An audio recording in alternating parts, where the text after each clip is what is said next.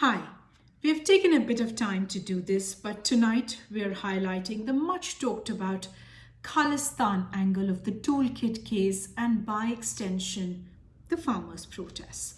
Before I dive in, it is important to note that this matter is sub judice, so any commentary you may have seen or heard around alleged WhatsApp or Telegram chats, we are going to steer clear of that.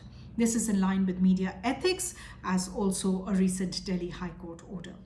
Now, for those who may not know, in a line and very simplistically, the Khalistan cause is the demand for a state separate for India, exclusive for Sikhs.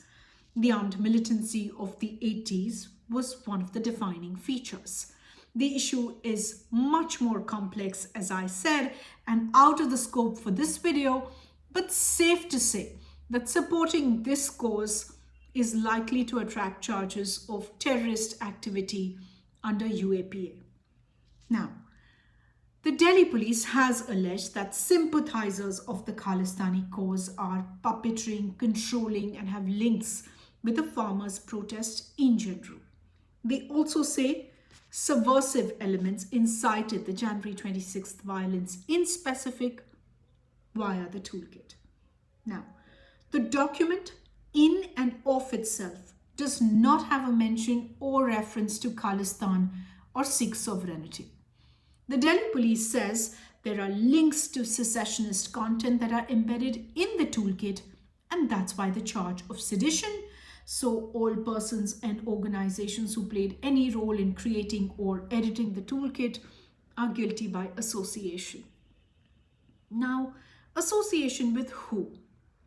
Here's where we have to familiarize ourselves with a few names. Many of you already know them. The first is the Poetic Justice Foundation, or PJF, an organization set up 11 months ago. It develops content, workshops, and events to educate, organize, and mobilize Canadians to provoke, challenge, and disrupt systemic inequities and biases. This is a quote from their website. They also say recently they're most actively involved in the farmers' protests. Now, this is the organization that created the hashtag AskIndiaWhy and AskIndiaWhy.com, which find a mention as a hashtag and a hyperlink in the toolkit. We spent some time going through PJF's website, some of the events they held previously, and also this website, AskIndiaWhy.com. They have used the word Khalistan. There is an entire page on Sikh sovereignty on the Ask India website. PJF's co-founder is a man named Mo Dhaliwal, based in Vancouver, which a large population of Sikhs call home. He has a digital branding agency called Skyrocket, which has worked with Canada's New Democratic Party, whose leader and MP, Jagmeet Singh, has had the tag of being a pro-Khalistani.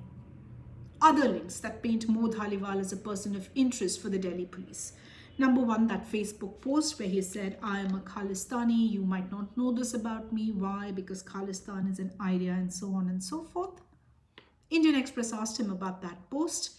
He accepted that discussing the viability of Khalistan is a topic they encourage peaceful dialogue over, but that they had no Khalistani agenda. Number two, a video of him saying that the repeal of the farm laws is not the end. He brings up Khalistan in that video.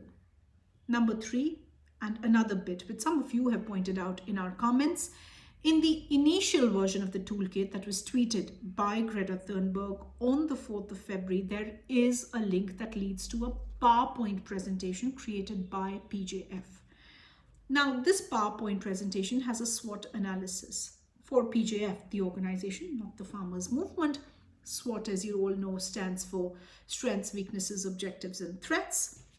It is in this objectives part where the disrupt yoga and chai image of India in general, this particular line appears. Under threats, there is interference by the government, sabotage by the media, and state violence. These are listed. There is also a bullet point called being overtly Khalistani.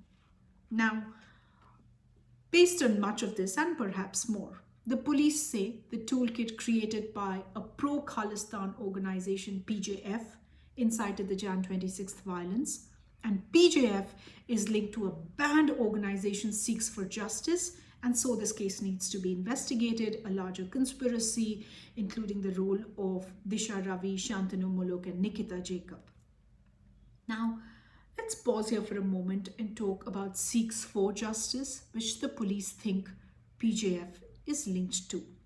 Seeks for Justice, SFJ, is a US-based terrorist organization under UAPA for their repeated, and some could call it unsuccessful, attempts to rally the Sikh diaspora into the demand for Khalistan. So far, the Delhi police and their FIR have not explained the links between PJF, not a banned organization, and the toolkit to SJF, a banned organization. There's one more alleged connection to Khalistan the police say they're looking at. The first toolkit that Thunberg posted and deleted contained the name of a US-based South Asian affairs analyst called Peter Frederick. He's been a vocal critic of the Modi government. He's one of the several influencers who's accused of drafting and promoting this toolkit, supporting the farmers' protest at an international stage. In a statement, Mr. Frederick has denied any role in this matter. He says he's being targeted. The police claim he's associated with Pakistan's ISI, Inter-Services Intelligence, and that he's an active proponent of Khalistan. He has actually been on India's watch list since 2006 when he was noticed in the company of a man called Bhajan Singh Bhinder. Bhinder is alleged to be associated with the group the police call K2, Kashmir Khalistan, a group having links with the ISI. Frederick has co-authored 2 books with Bhinder, including one on the origins of Sikhism and its anti-caste struggle. I'm leaving all these facts here with you. If you're feeling overwhelmed or confused about some of this, remember there is a court hearing this matter with all this material and perhaps much, much more before it. Also, Central Intelligence Agencies recently released a report about a global conspiracy by another terrorist organization to target farm union leaders. Also, do remember, farmers are still on Delhi's borders in large numbers with intermittent water, electricity, and sanitation facilities. They continue to maintain they have nothing to do with the Khalistan movement. They say, after all, they were invited for 11 rounds of talks with this government, right? Who would perhaps not have had such tolerance for dialogue if they were indeed sympathizers of the Khalistan movement. We leave it here. I hope this was worthy of your time. If it has been, thank you for watching. Thank you for your time.